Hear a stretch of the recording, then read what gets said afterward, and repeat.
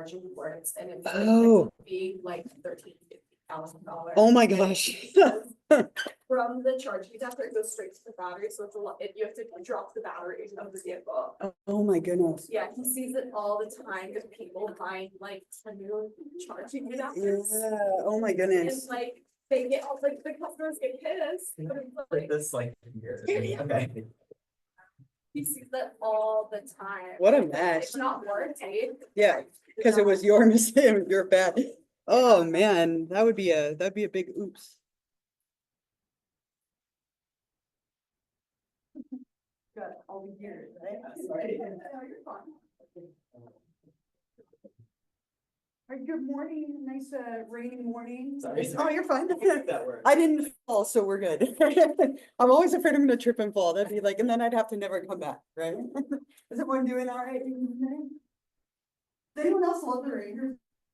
A few of you, right? So I was saying, my only sadness is that you probably can't have soccer practice today, and then we're gonna get killed this weekend. I can feel it. You ever have the moment where you like you can see it coming? My two teams are so they're so new, and the other two teams aren't. I'm like, we're gonna lose like 10-0 this weekend. I can feel it. I hope not. I hope I'm wrong. But I'm having anxiety about my coaching skills this weekend because we've only had 2 practices. So when I see you on Monday and my head is low, you'll know why we lost our soccer games. Anyway, I gave you a homework assignment. I want to give you a few minutes to get into like pairs or groups of 3, whatever's easy around you. A lot of you are in like 2s, but like 2, 3, 4 people, I would say don't go any bigger than that at one time. But take a couple of minutes, share your answer. You can always share your scenario that you came up with if you have time. I think that could be kind of fun. So I'll give you a few minutes and we can talk about it together and I'll collect it. But find a few people, go through your stuff, and then we'll go from there.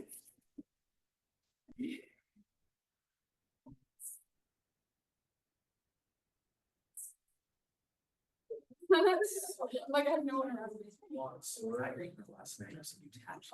Yeah. I don't know. Yeah. Okay, it does do that sometimes. So, what I can do, if you wanna follow me down after. And then obviously I don't. Yeah. But, make sure you. Almost it too. But yeah, you can email me, and that's, Kim does that, I don't know why. So yeah, just after class, if you have 1 minute, we'll go down my brother. That's in the library. That's so fair. No, I purposely did one first, so that I can do next slide. Yeah. I heard nothing. What did you not hear? All of it.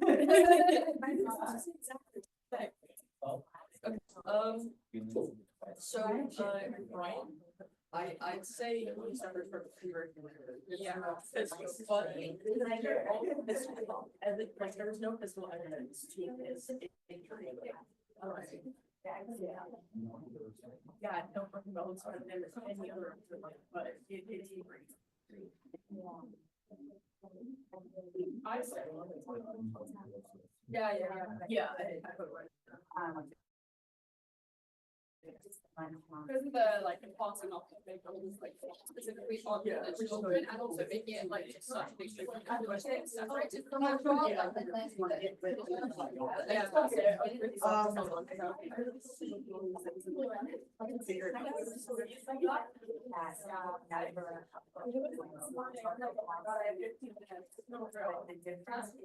I working on it. No, and then number 3 is we're going over the paper, and we got homework assignment. We're just going on and it was like so we were getting a bunch of 4 scenarios and then from the scenario for I don't know why I think that like seems like. I did what it out. I'm sure it's fine. Yeah. What do you think of the 3?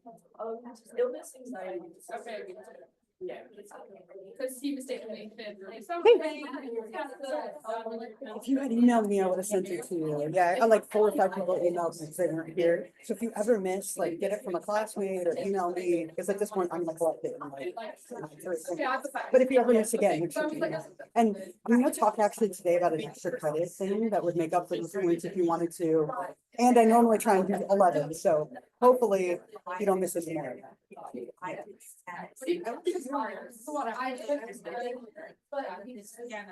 'cause you can't sit here yet. Okay, yeah. I'm sorry to hear that. You know, to talk to you, you're happy to send it to you. I know, it's okay, all right, but it'll be fine. I'm, like I said, gonna talk about a 20-point extra credit, which would make up for 2 of these if you have missed. Okay, and that would easily get you back into a good spot.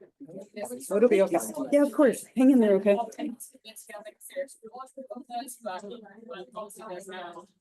Evidence for that, so it's just like. I did a person who like had a really stressful job and a full-time college student, and suffers from, the slightly like on the or like, just has a stomach aches on particularly hard days, that would be but she's fine. So I have to do that too. So take just a couple more minutes, so we'll go through it together.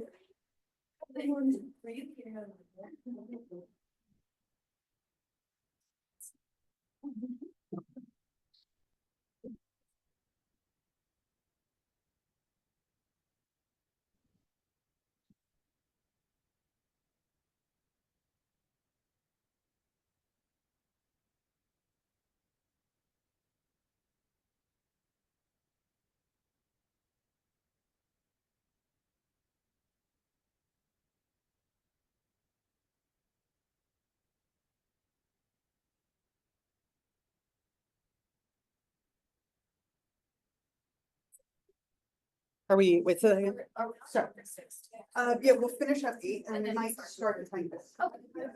Just so I can I like. don't think we'll get too far, but yeah. Yeah. Then I think we're good. Thank you.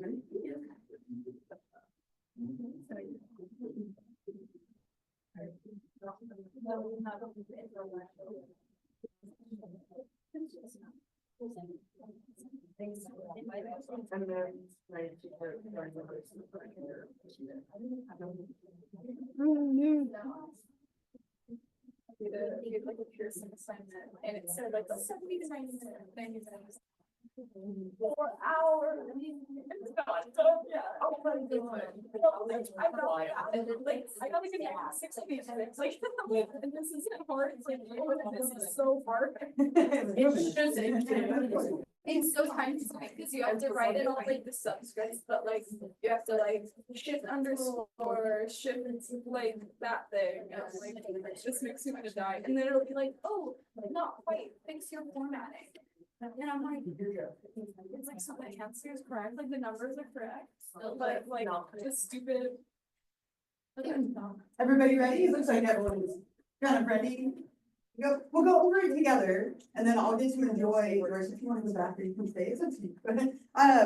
But then I'll read your ones on the back later. Stepping on that. So any thoughts on Brian? Who wants to share what you thought?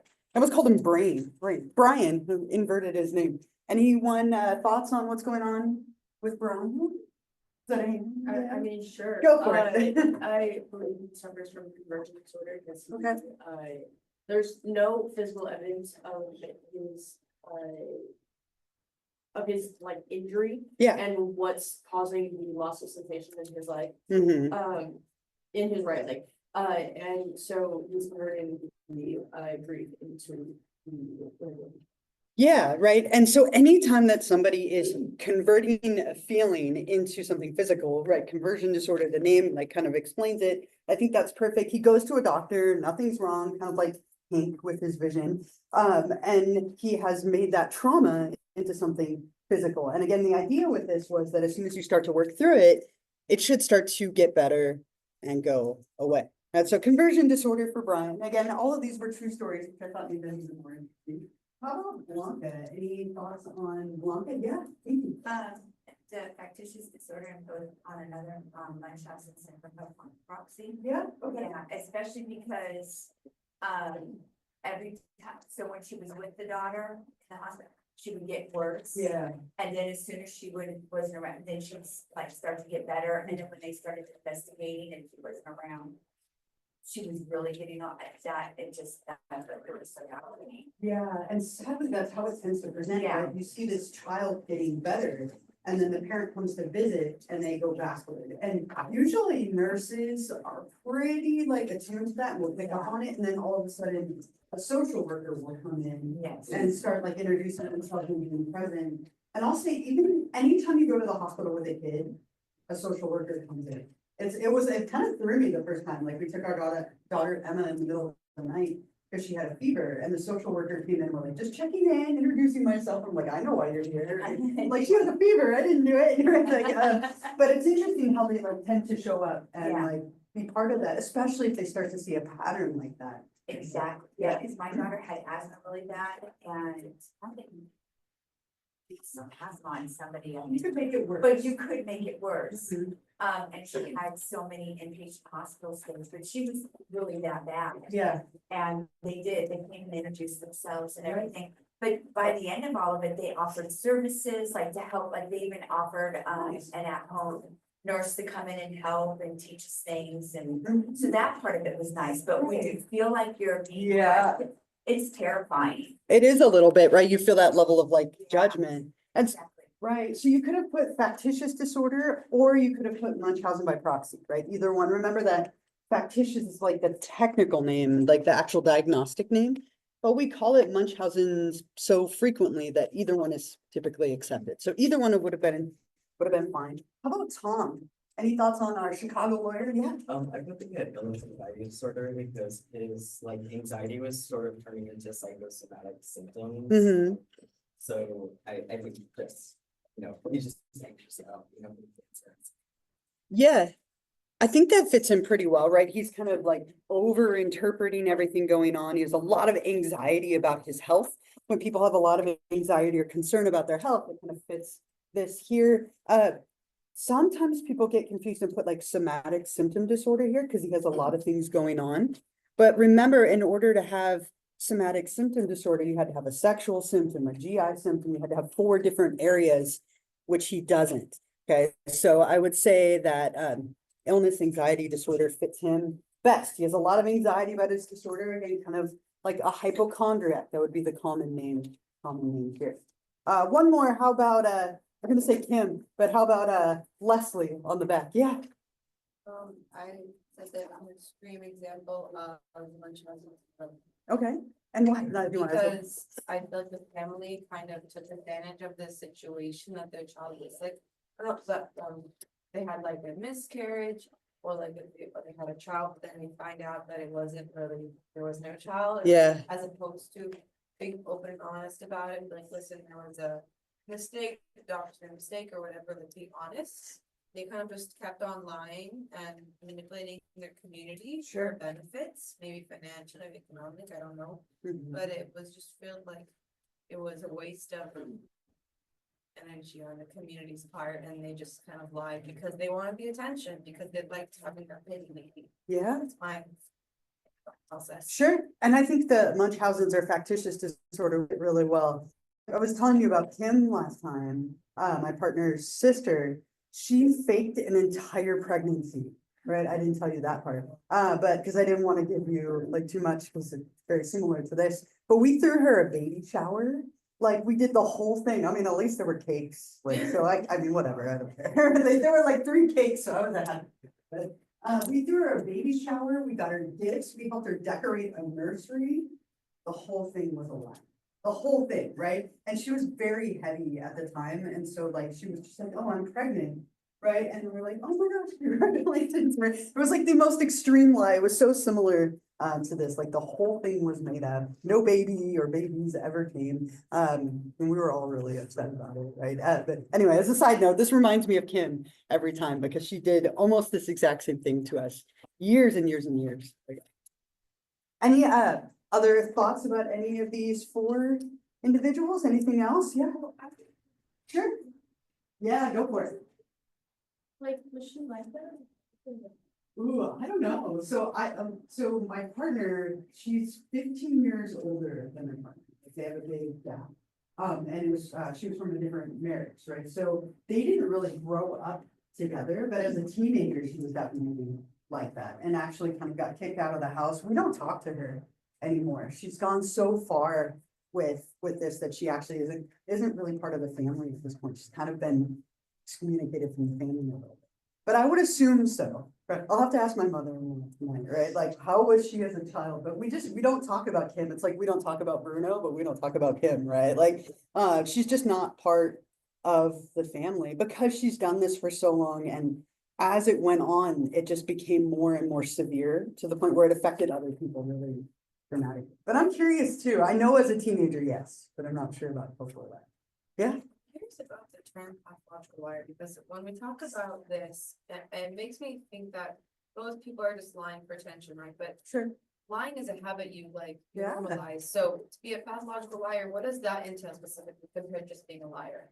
Yeah, so someone who's a pathological liar just lies constantly and they believe their own truths to the point where like it becomes their reality. And so, I mean, everybody lies to some degree, but someone who's a pathological liar, they do it all the time. And it's often just blatantly wrong. And it can be that they believe that reality, like wholeheartedly. And it's often something that's just been reinforced, like no one calls them out on it, or they get away with it, or like it leads to advantages. It becomes like a conditioning sort of thing, which could be part of a disorder, or it could just be a tendency. It's not actually a disorder on its own to be a pathological liar, but it is obviously very problematic. Yeah.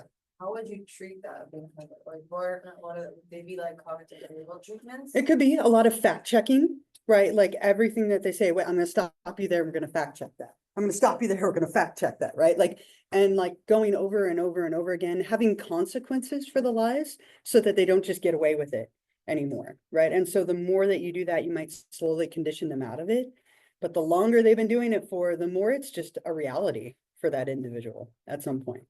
Yeah, it could be hard to break. All right, I look forward to your scenarios. If you want to make sure your names are on those, go ahead and pass them up.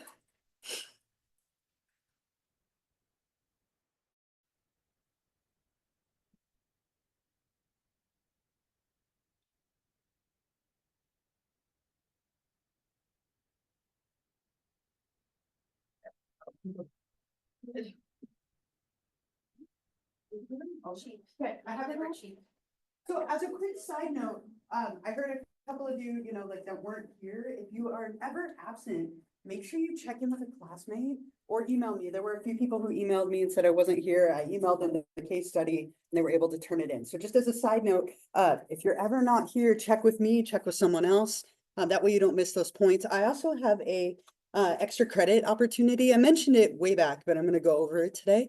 So if you've missed a couple or you're feeling a little like nervous about like some element of your grade, I'm going to talk about a 20-point opportunity you could do, which would make up 2 of these, or maybe even like a few points missed on the exam or whatnot. So I'll go over that in a little bit, but just as a quick reminder so that you don't end up hurting if you do miss for whatever reason. Otherwise, we just have a few slides left here. We ended here a little bit about causes and treatments for these different disorders. And the reason I went out of order is these are very related to stress and trauma, which was just like the last chapter that we covered, right? All of stress and trauma disorders. People have a lot of stressful events or something traumatic happened to them. And so these things kind of tend to come out of that. There's also a lot of behavioral explanations, like you were asking about someone who lies or someone who fakes illness, you get rewarded for it, right? Like when you get rewarded for something, it's very operant conditioning. You're more likely to do it again. So if you get rewarded with attention or sympathy, you're going to do it again, right? And so it becomes this pattern that people do because they've learned that. And so you can unteach it. It just takes a lot to do the longer someone has been in that pattern. And you have to look at their thoughts, like the cognitive explanations. What are they thinking? What is everything behind it, right? So kind of that CBT, that cognitive behavioral approach can be really effective here. people don't tend to seek therapy for these disorders. If you woke up and you had lost sensation, you'd go to a doctor, right? If you have illness, anxiety stuff, you're going to go to multiple doctors. So oftentimes people only seek therapy as like a last resort. And if someone believes it's mental illness, they might go to multiple doctors seeking multiple opinions, trying to confirm what they fear or what they think that they know. We can sometimes do medication, right? Like antidepressant drugs or anti-anxiety drugs, some exposure and response, prevention, pushing buttons.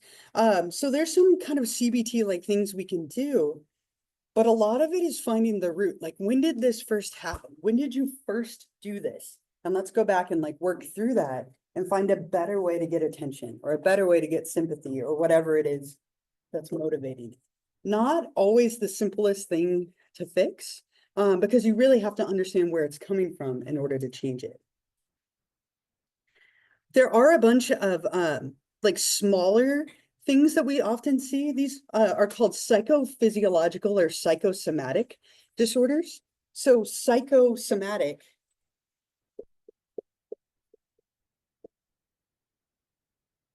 literally, if you divide it, is like mind, body. Right? So these are disorders that are caused by things going on in your mind affecting your body. It's like an interplay of the two.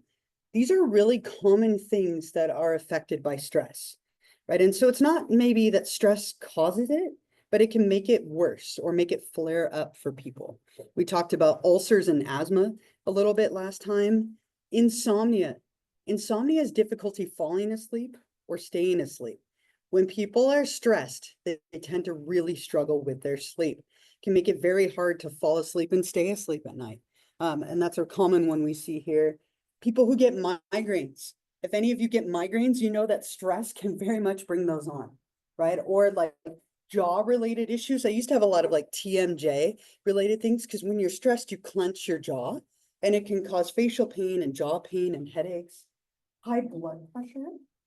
Your blood pressure is very affected by your stress levels as well, right? So when you go into a doctor, if your blood pressure is really high, they oftentimes tell you, close your eyes, take a few deep breaths, try and calm down, right? Because stress can very easily affect that for us and lead to some heart issues. People who live high stress lives are more prone to heart attacks and coronary heart disease, right? So stress can definitely take a toll. We tend to think of stress as like, oh, it's just stress. It's not that big of a deal. But when you live under high stress all the time, you often see it affect your body, right? And I think I shared that book with you, The Body Keeps the Score by Bessel van der Kolk. A lot of that is talking about how all these things, like how stress really does impact the body in a lot of different ways. Any like thoughts or comments, questions, anything so far? Anything here? Yeah. Says how stressed you is because Yeah. somebody who's really stressed, they're gonna be getting the feelings that usually used to get old, like I fall asleep a lot, 'cause I'm tired, and then I don't fall asleep at night, but then I also can't relax, and I get the wrong hours, get low sleep as well, because the body's in a constant state of like, I need Yeah. to fight something. Right. So like I've seen a lot of people at least, they're like not like physically looking like they aged, more like their body feels so Mhm. worn out. Yeah. And they're very young, Yeah. which is also like a negative sign of your lifestyle. Maybe you need to change something. Yeah, stress does age you in a lot of ways, right? Whether it's physically or emotionally, it takes a big toll, right? And so as hard as it is to remember, right, we do have to manage our stress as best as we can. Very kind of old study. I just want to mention this, but there's a lot of flaws with this idea. I keep doing that. There used to be this distinction that we sometimes made between people who were like type A or type B personality. A very like outdated, not overly supported idea, but I hear people say it all the time. So I wanted to mention it. This was a study done by a cigarette company looking at the impact of things like stress and so on heart attacks. Now, it was very flawed in like a psychometric, like statistical kind of way, research design sort of way. But they came up with this pattern that people were either like type A or type B. Very oversimplified. There's like a type C, D, E, F, and like even then it's still too simplified. But their thought here was that people who are very like driven, impatient, competitive, ambitious type A's are more prone to heart attacks than people who are more like laid back, relaxed type B, who would tend to live longer. So it's like type A is like, I'm going to climb the mountain as hard and fast as I can because it's there. And type B is like, well, it's not going anywhere. I'm just going to hang out and relax and I'll get to it eventually.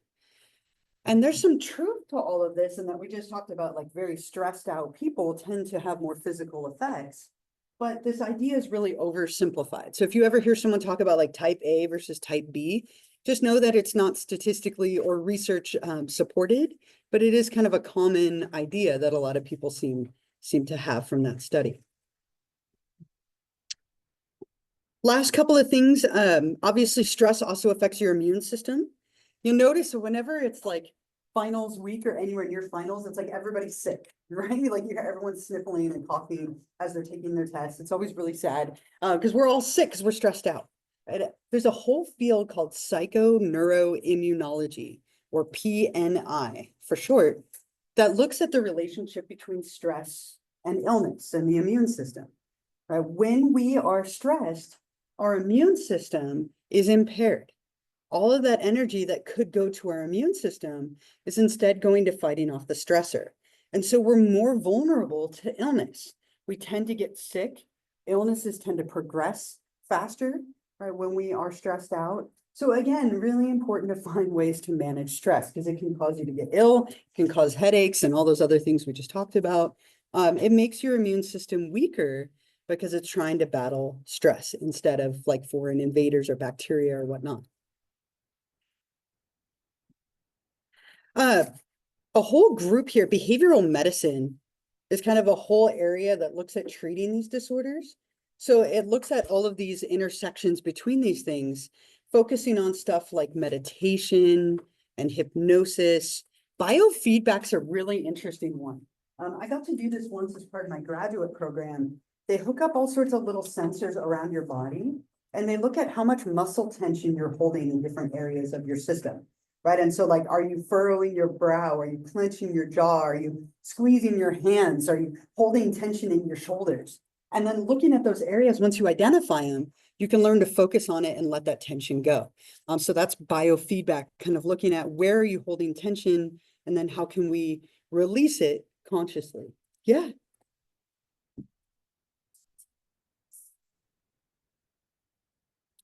No, so TMS, we'll talk about it in the next in chapter 6. So TMS, transcranial magnetic stimulation, is a very common technique for depression, where it give electrical pulses to the brain. So a little different, right?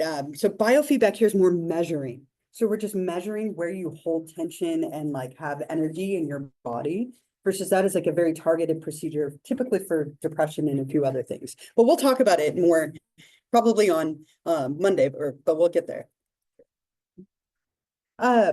Mindfulness training, aromatherapy. I don't know how I get this bar to go away, right? I can't see what's on the bottom one. What's my last bullet here? Apps, right? There's a bunch of really cool apps related to this topic. I don't know if any of you have ever used Calm or Headspace, but they're free apps. Like they have subscriptions you can do, of course. But Calm is really cool for like the soundscapes that they have. They have sleep stories to help you fall asleep. They have all these like resources for mindfulness and calming down. And Headspace is another one. And that one's a little more like cognitive behavioral therapy based. And it looks at things like mindfulness and self-care and all that stuff as well.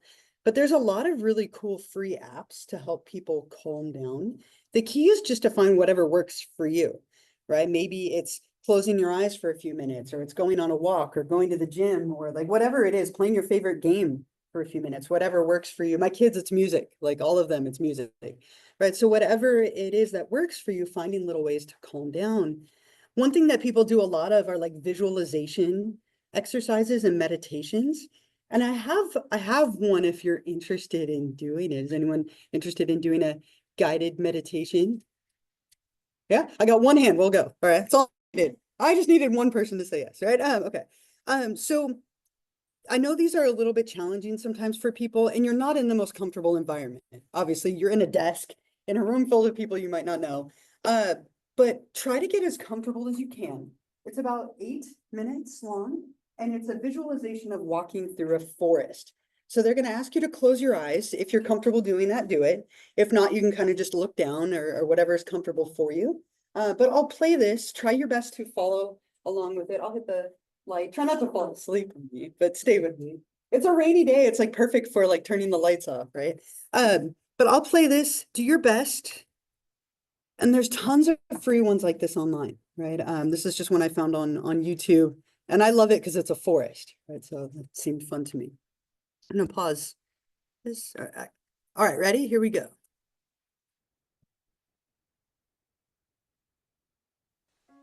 Guided imagery is a powerful relaxation technique.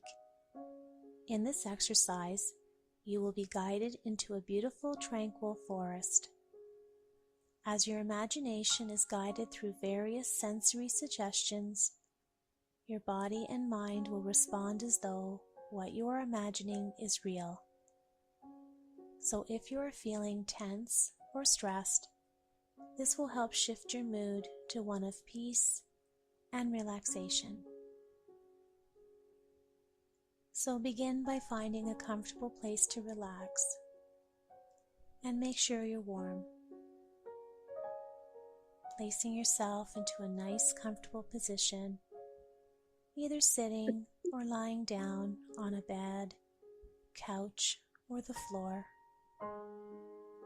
And when you're ready, close your eyes. Begin by taking a nice, slow, deep breath, deep into the belly. Hold the breath for a brief moment, and release the breath.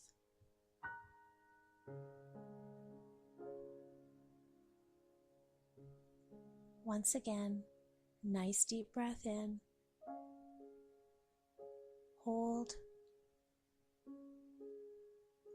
and now release. As you release the breath, let go of any tension, surrendering the weight of your body onto the surface that you're lying on.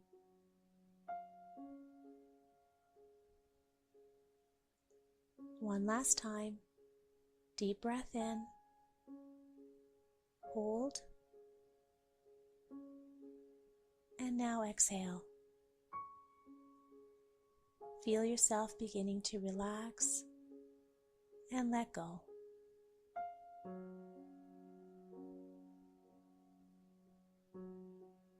Now imagine you're walking along a path in a beautiful, secluded forest on a bright, sunny autumn morning. The path is soft underneath your shoes. You can hear each of your footsteps against the forest floor, where there are fallen leaves, pine needles, twigs, and moss.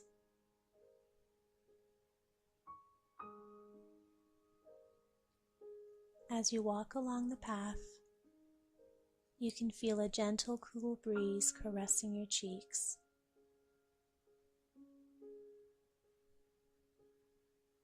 You hear the birds singing and the leaves of the trees as they rustle in the wind.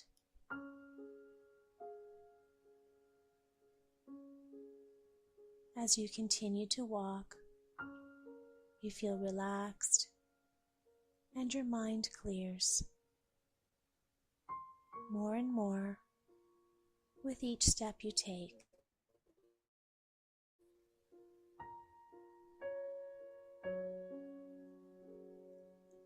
The fresh air is revitalizing as you take a nice deep breath in and as you continue to walk through the forest.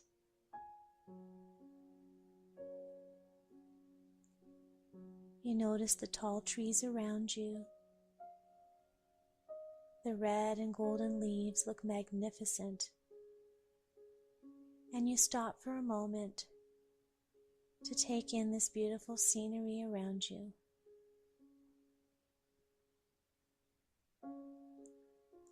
you notice a red leaf falling from a tree as it dances and twirls in the air before slowly fluttering down to rest along with the others.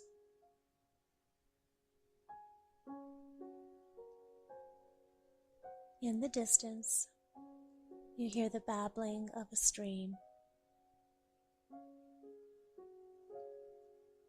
As you look ahead, you notice the sun dappling through the trees, and you see the sun reflection upon the gurgling stream that runs along the edge of the forest.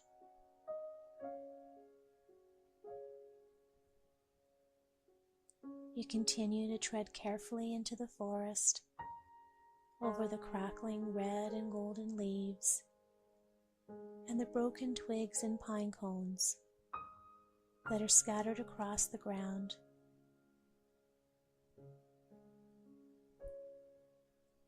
It is very peaceful here, and the deeper you venture into the forest, the deeper into relaxation you fall,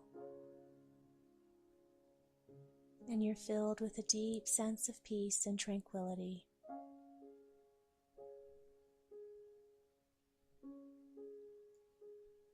You pause a while and rest against an old oak tree,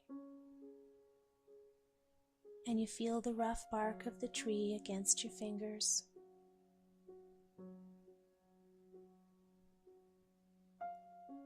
You look down and you notice a patch of soft green moss that covers a smooth, large rock, and its lushness invites you to sit down for a while.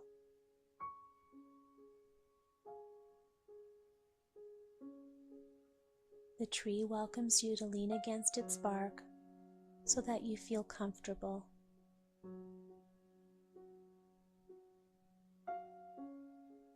While sitting quietly beneath this oak tree, you enjoy the peace and stillness. You feel nourished by the warmth of the sun on your body, and you feel a deep connection to all that is around you.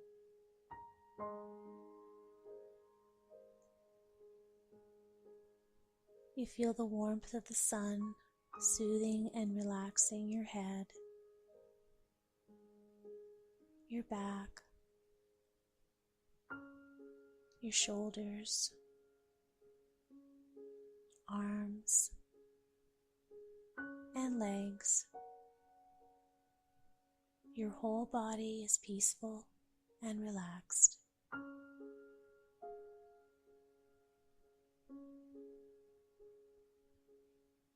Take a few moments and enjoy this deep sense of peace and relaxation.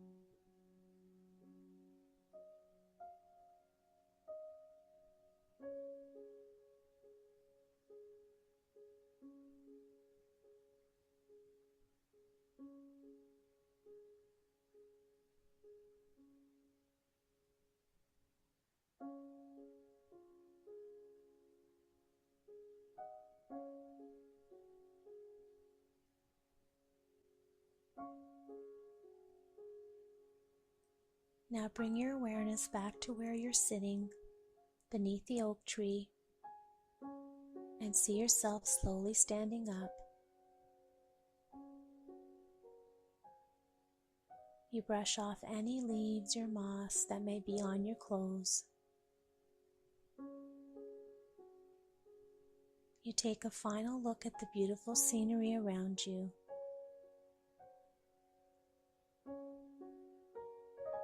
And when you're ready, follow the trail back as you proceed to leave the forest.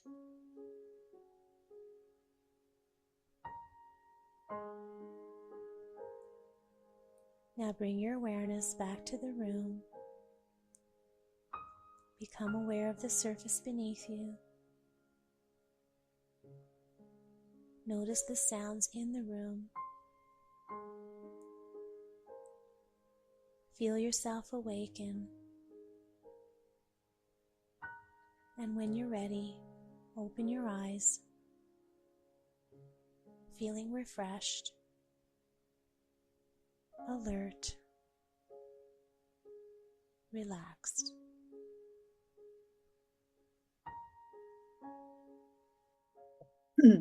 Watch your eyes, and I'll turn the light back on here. So things like that, like they take some practice, right? So if you like kept having thoughts all the way through it, that's okay, right? Like at least 4 times in there, I was thinking about things I need to do today. Like thoughts will pop in, you just have to bring yourself back. They sometimes make people sleepy, right? But the idea is to help you calm down and relax. I always like that one because it's a forest, and I find forests to be like a happy, peaceful place. That's one other thing that sometimes people will do in this perspective is they do an exercise called calm place. And so what you do is you come up with a place that in your mind is calm and peaceful to you, right? And this is a very common like therapy exercise to do, especially if someone's there for trauma or stress or anxiety, but really anything.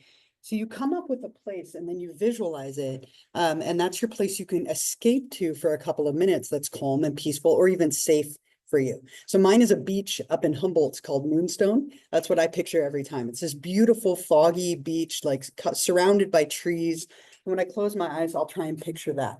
I don't picture things easily, so it takes me a little bit, but I will try and like imagine that I'm there. Sometimes I'll even put on like the sound of waves on like a soundscape to help like be there. But doing little things like that, taking 5 minutes, 10 minutes, to just calm down, you can often feel it in your body. And sometimes it takes a few minutes to like let go, especially in a difficult environment where it's not like safe and comfortable.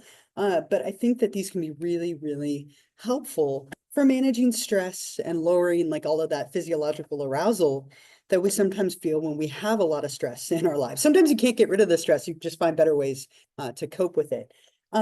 And something related to this, so I mentioned this at the very beginning, but if you go onto Canvas, onto our page on Canvas, I have, as I mentioned, an extra credit opportunity if you would like to do it.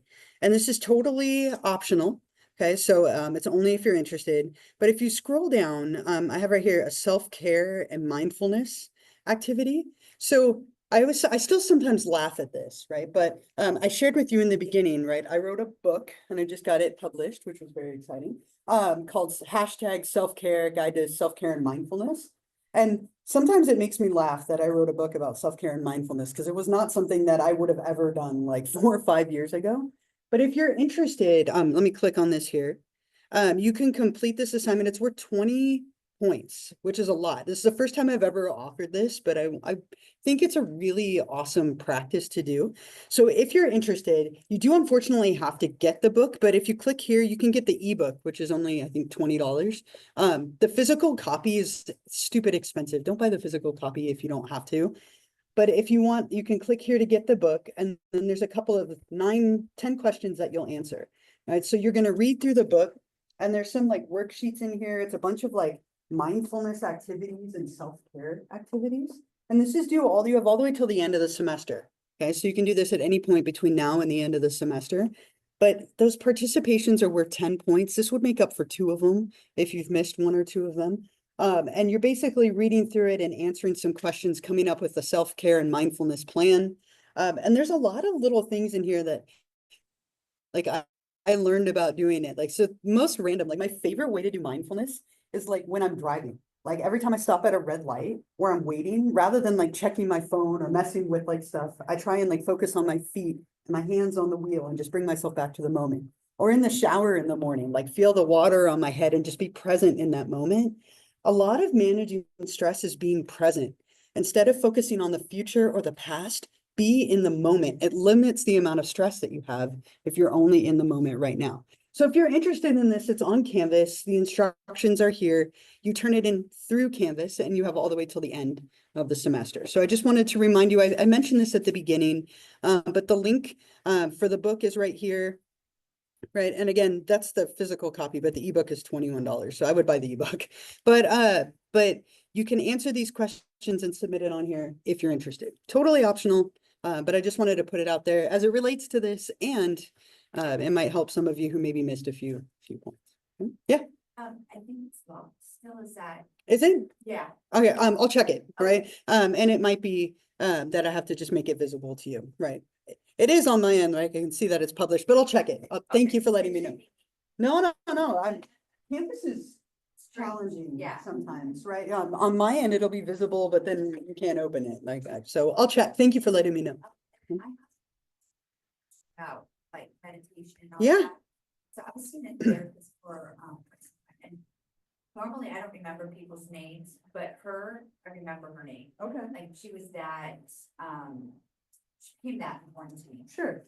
And she actually got me to where, it kind of like meditation to the point where I was floating, like I literally felt like I was floating. Mm-hmm. And I'll never forget that. So if I ever get really stressed out, like when my daughter was in her car accident and everything, I will sit, I don't care where I'm at, I will sit, focus, and Yeah. then do that exercise. And it is the most helpful thing Yeah. I've ever, I mean, if I could run into her again, I'd be, oh my God. Thank you. Yeah, right, yeah. Sure.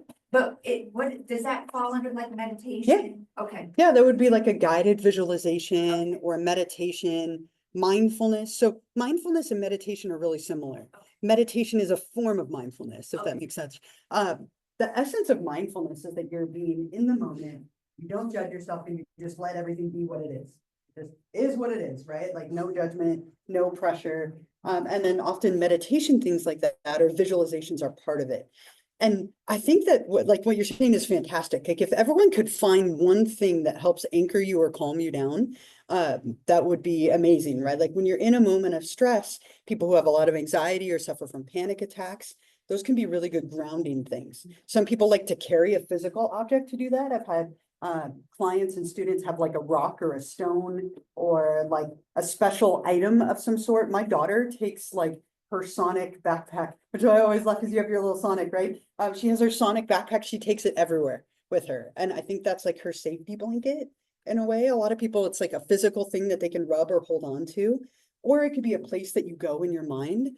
The thing that helps me the most is like, I have like a playlist of music that helps calm me down when I'm stressed. So like if I'm having a really stressful day, I'll play those songs and try and just be present in the music and it'll reset me. Right, sometimes, I mean, not always, it's not a magical cure-all, but like it can help, right, in a moment of anxiety and stress. Well, they say music's the savage beast, Right, right? and it can, right, it Yeah, it can. really can. Yeah. It really can. It's wild how music can affect your mood, right, like if you're really tired, listen to really upbeat music and it shifts. If you're really like, need to calm down, mellow music. Yeah. I used to try to, and like I was like, really try because I know that's can't whatever. But I found it always kind of like made me like anxious. Sure. And then I kind of like Yeah. adverse side effects. Mhm. And yeah, it was just like really interesting because I found out that like for some people it does form like worsen anxiety or depression, and then like in extreme cases like but Really, really uncommon. Yeah. Or unlikely, but I mean, anything can have, right? Yeah. But so yeah, I don't know. I feel like because everything that I was reading was like, yeah, there like are a lot of accident Mhm. and like those are talked about a lot, but then like it can also I don't know, just like increase anxiety.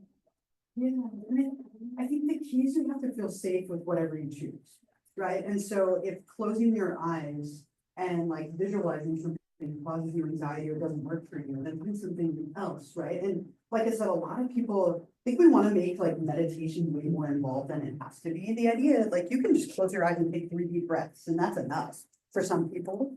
Or like I said, a song or an item. Like there's a lot of different ways to practice mindfulness or meditation or those practices without making it like some big formal thing. A lot of people struggle with meditation, right? Like I find it difficult to stay present and focused without like my mind wandering. And I really struggle to visualize things, right? And so I have a hard time with like, oh, picture a place. Like, okay, it takes me forever to do that. So I'd rather close my eyes and hear a song. And so I think that's just the key. You find whatever makes you feel better, whatever that. Any other like thoughts or comments, stories, questions, anything, chapter 8, before we leave it behind? And again, I'll double check that later, but if, again, if you want, it's on Canvas. I'll remind you one more time later in the semester, but you have all the way until May 14th, I think it is, to do that if you're interested. All right. So what we'll do, we'll just kind of get started a little bit on it, and then we'll get into it more next time. But we'll start chapter 6 just for a little bit, which is related to mood, right? So kind of shifting gears a little bit to mood disorders, which are the second most common type of disorder, right? So anxiety disorders, really common. A lot of people struggle with anxiety. Next most common is mood disorders. A lot of people struggling with depression, depression being the most common, but bipolar disorder can sometimes manifest as well. So we'll talk about the different ends of mood when they combine together, some treatments, and so on. So let me erase this. So when we talk about mood disorders, we're talking about emotional extremes. Right? We all experience moments of like really up and really down, and a lot of stuff in the middle. Like it's normal for our mood to change depending on what's going on in our lives. You can think about mood as like a spectrum or like with two ends to it, right? We have the high end of mood, like the extreme high and the extreme low. And then everything in the middle would be kind of like normal or typical mood, right? So we kind of have this range of like going back and forth within the normal, like, kind of typical area. Like you're having a good day, you might be up a little bit. You're having a bad day, you might be down a little bit. But when people are like extremely down or extremely up, or there for a long period of time, that's when we maybe start to look at things like mood disorders. The extreme high end, we would call mania. And the extreme low end, we would call depression.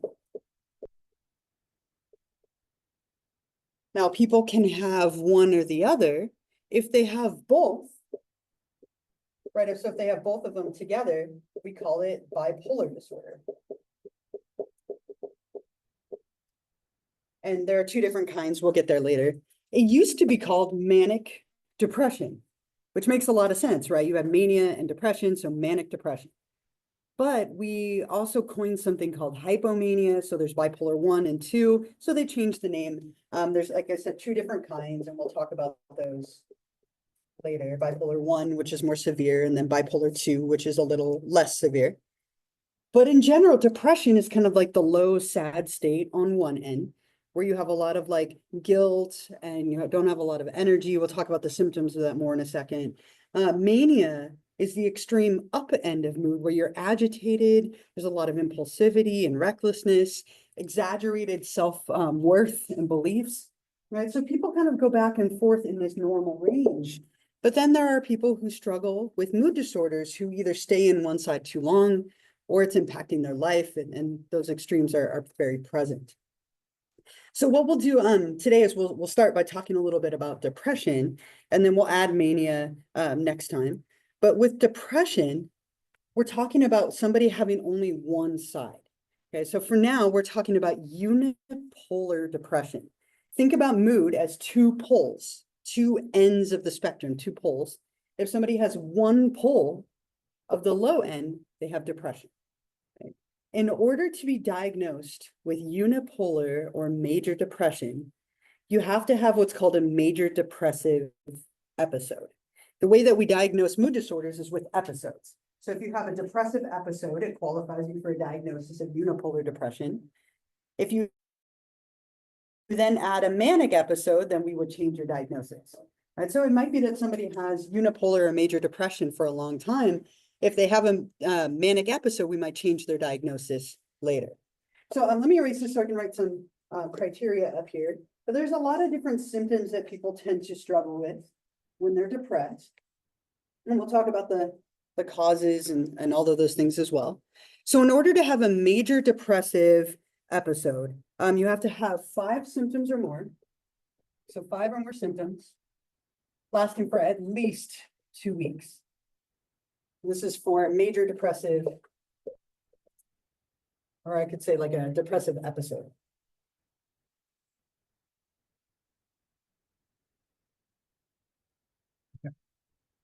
So 5 or more symptoms lasting for at least 2 weeks. And for some people, these can last for a lot longer than that, right? It might be months or years. Other people, it's only a couple of weeks and then they kind of cycle out of it a little bit.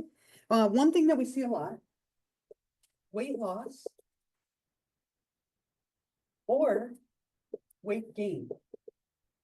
Depression's interesting in that people can follow like 2 different patterns with it. Sometimes when people are depressed, they eat their sorrow, right? It's like you're trying to fill the hole inside and you eat and you eat and you eat and you end up gaining more. Other times when people are depressed, they don't even care enough to eat. There's no motivation, you have no pleasure in it. And so you don't eat and you can end up losing weight. So it can go both ways. You can gain weight or lose weight, depending on which way it manifests for you. And the way that the symptoms present sometimes shapes the treatment that we give you as well, like which medication we might consider. You have insomnia or hypersomnia. Just like with food, sometimes people struggle to sleep. Insomnia was struggling to fall asleep and stay asleep. So you can't sleep at night. You're so agitated you can't fall asleep or stay asleep. Hypersomnia is when you sleep all the time, right? Like you never get out of bed. You're sleeping way too many hours a day. You're always tired. So it can manifest either way, that you're sleeping a lot, which is hypersomnia, or you're struggling to sleep at all, which would be insomnia. Other things that we get, diminished interest in pleasurable activities.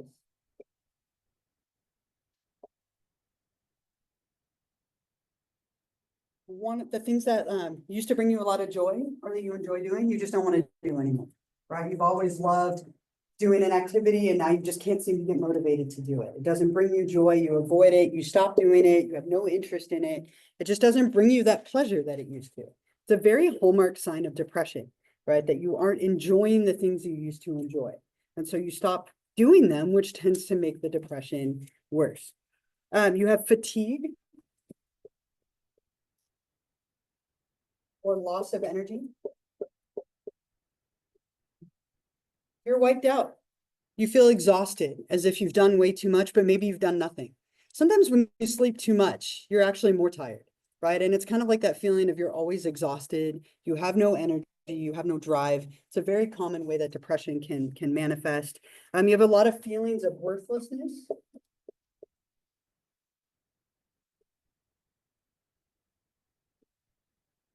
Or guilt.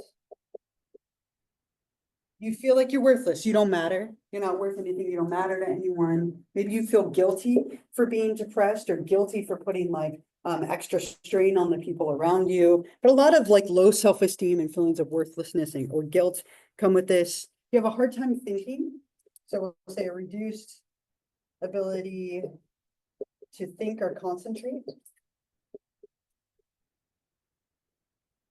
Oftentimes people describe it as being in like a mental fog. It's like everything around you is almost like foggy or blurry. You can't think clearly, you can't think sharply, you struggle to concentrate, you struggle to remember stuff. Exams become harder, right? Like your day-to-day stuff becomes challenging.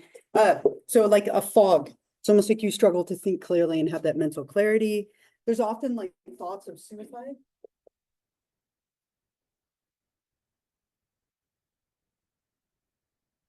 Or maybe even like self-harm.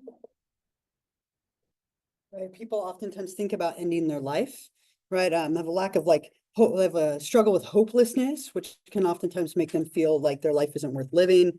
Other things that we sometimes see, psychomotor agitation. It's not the most common, but it can happen. Psychomotor agitation.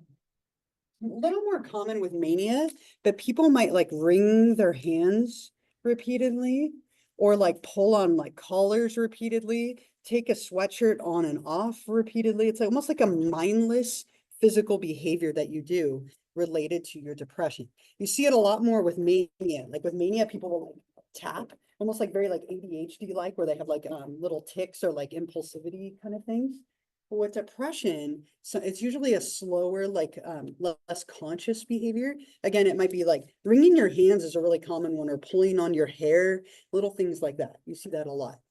And these things have to last at least 2 weeks, but it can be quite a bit longer for some people. And if you have 5 or more of them, then you have had a major depressive episode, which means you have unipolar or major depressive disorder.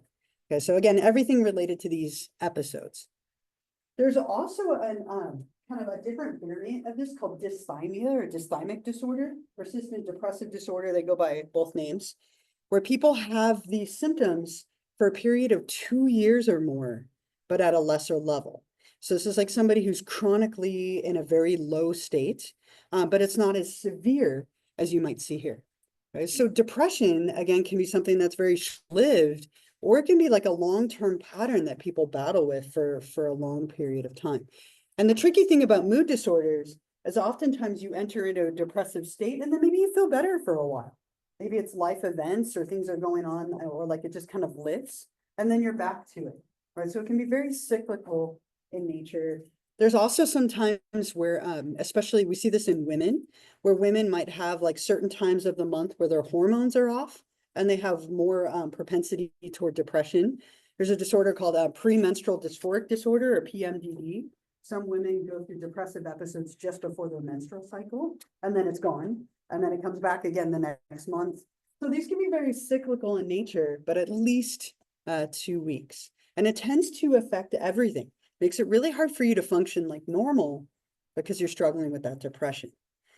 Any like people you know with this, stories or comments or thoughts, questions, anything? Yeah. I do, and I've been struggling with this, so.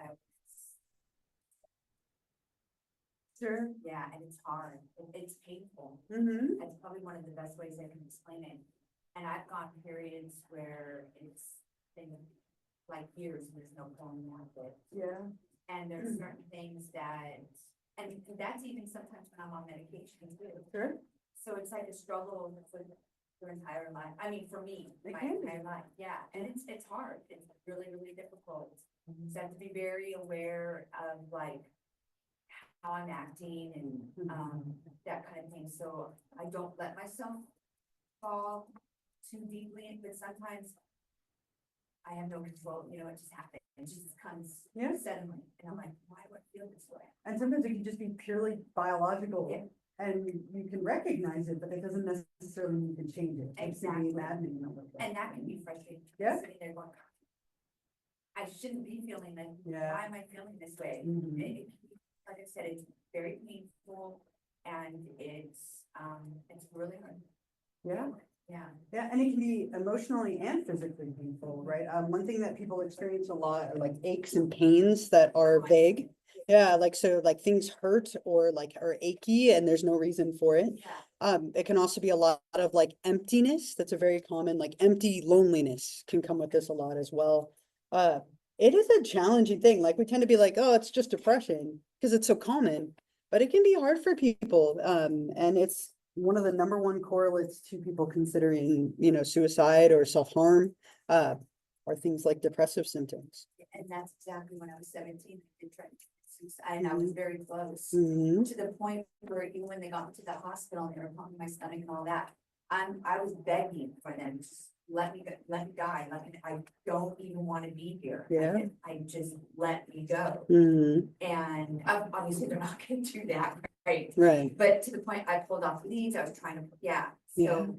At that moment, and I know I wasn't totally coherent and I only remember bits and pieces. But I mean, it's just crazy, Yeah. how, Yeah. And a big like it really fogs your ability to think clearly, and you can't see beyond the moment when you're in those episodes. And so oftentimes people will like, I just want it to end by any means possible, right? And that's where, you know, those thoughts come from. It's like, I need help, I need to escape this. And, you know, oftentimes they'll say that suicide is a permanent solution to a temporary problem. right? But when you're in a very like depressed state, it's hard to see beyond it. Very challenging to see beyond it. Yeah, Actually, in a sociology of behavior class. interesting. alongside That's a fun this- class. Yeah, so we just finished our module on suicide, actually, and how the stats tell us like people who, there's suicide like attempters and people who are just suicidal thoughts, like there's, Sure. we like to distinguish it because yeah, gets confusing sometimes, and then stats that at least I was given say that a lot of people who are attempters have attempted it multiple times and they've already been asking for help in like their own way, like with their familiar relations, like they have already sent signals that they have these negative thoughts. And if people have already attempted it once, it's not like the first time, yeah. they do it multiple times. Mhm. And people who attempt it like once and then like they actually do commit suicide, it's like the most extreme case of like, it's socioeconomic factors, it's emotional, it's Mhm. physical, it's a lot of factors combined. And Yeah. it's really interesting in a very sad way, especially because like the stats, if you don't like look at the stats or look at the numbers or look at the, especially the minority groups who are most affected, it's Sure. crazy. I wouldn't even know that Native American women are the most are the group that has the highest suicide rates. Followed by like LGBTQIA plus, right? Like all the, yeah. It's just crazy. Stuff, Mhm. you don't talk this and it's Sure. just- Yeah, and a lot of people at some point, you know, like interesting that you mentioned, a lot of people have suicidal thoughts, right? Like that's not abnormal to have a thought about it. But oftentimes when people have a motive or an intent or there's no protective factors, that's when we worry, right? And they'll talk about that more when we have the guest speaker come in to talk about suicide prevention and do that little QPR training that we'll do at some point. And I'll let you know when I know that is for sure so that if that's a trigger for you, you know. But it's something that we often look at. What is the level of suicidality? Is it just a thought or is there like motive behind it? Do you have things that anchor you and protect you? And if you lose those, then we really worry, right? And so there's often like a whole like continuum with that. Yeah.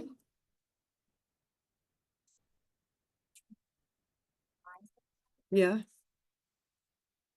Actually, she's like autism medications and stuff, and that I've never experienced that before. But it's really interesting because she's talks to my brother who lives with me, but about how with like medication and treating like the long form of depression.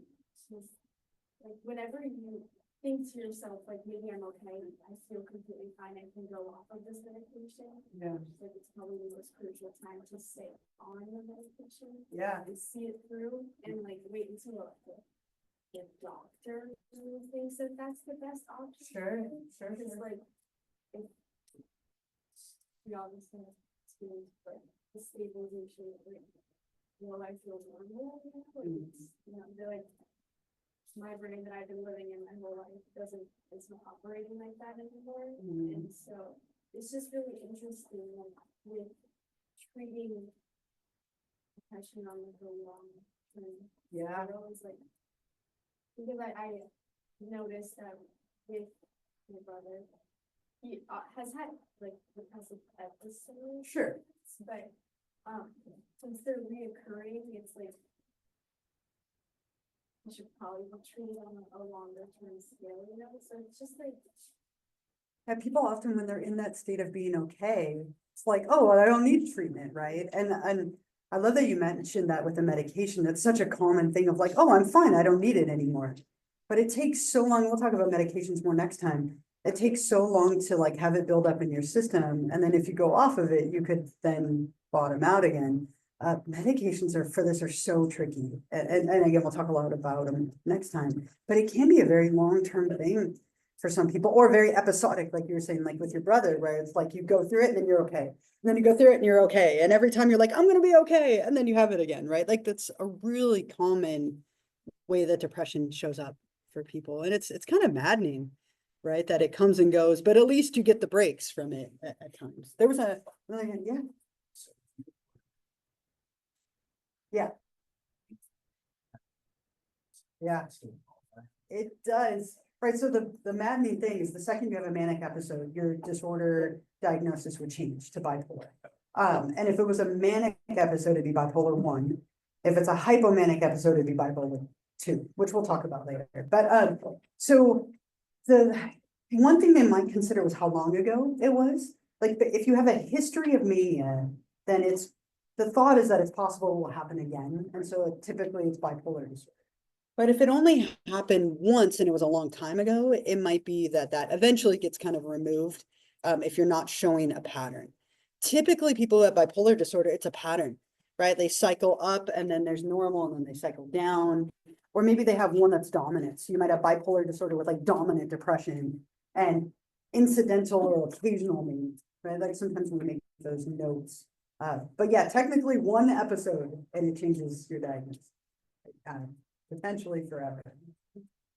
Yeah, Then does that disorder be inherited? yeah, definitely. There's a 23% genetic component to depression and bipolar disorder. So if you have a manic episode, of likely you're diagnosed with manic depression.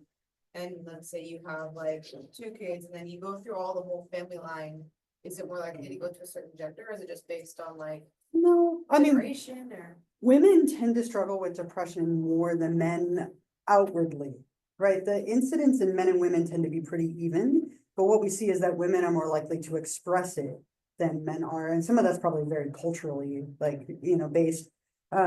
It tends to be pretty neutral as far as like sex goes, but there is a genetic component. Now, it doesn't mean if you have kids, they're doomed to get it. It's only like a quarter of the time.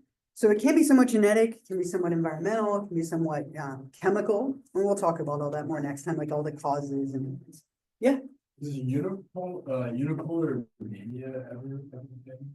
How do you, what do you, If you had like a unipolar diagnosis, like you just have genetic symptoms and you don't really have experience depression? oh, so just on that side? Yeah. So it's really uncommon, right? Because usually just the way that our chemistry works, when you have an extreme up, there's usually an extreme down that comes after it. Yeah. Not always, like it can happen. So what would happen is you'd be diagnosed with like a mood disorder not otherwise specified. So there's not like a specific disorder that's only mania, like only that side. But it happens, it's just not common. Very common that when anyone is really down, they have an up, or really up, they have a down. It's almost like your body's trying to, and mind are trying to balance it out somehow. But it's possible, you would have a mood disorder not otherwise specified. So we're pretty much at the clock there, so we'll stop there, and then next time we'll go over, I have a clip for you that we didn't get to today, so we'll just put that on to next week. But have a wonderful weekend, enjoy the rain, drive safe, and we'll keep going with this when I see you on Monday. I play part from the potential in physical fears and what is it? Yes.